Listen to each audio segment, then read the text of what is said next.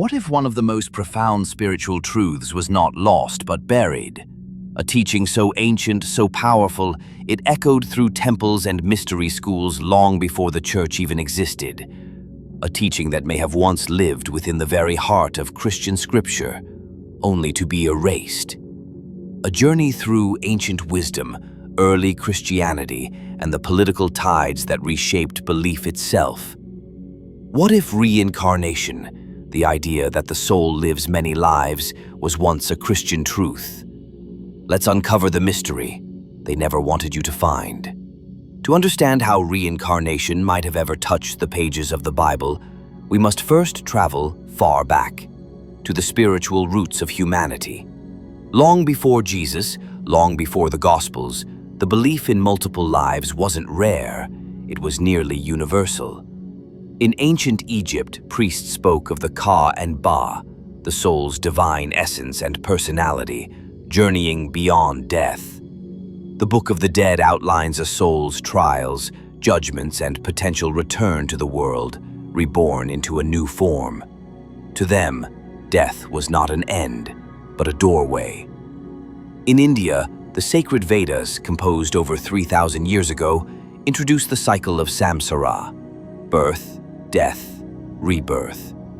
Life was a school, karma the curriculum, and moksha, liberation, was the final graduation. Each life was a lesson, another step on the soul's infinite climb toward unity with the divine. In Greece, philosophers like Pythagoras and Plato carried this vision even further. Pythagoras believed the soul transmigrated through lifetimes, each one refining it like gold in fire.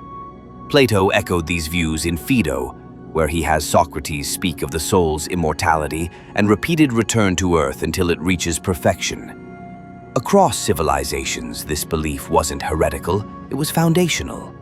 So the question is, if the idea of reincarnation was so widespread, why did Christianity, a faith born in this ancient world, seem to reject it? The earliest followers of Christ didn't follow a single book or doctrine.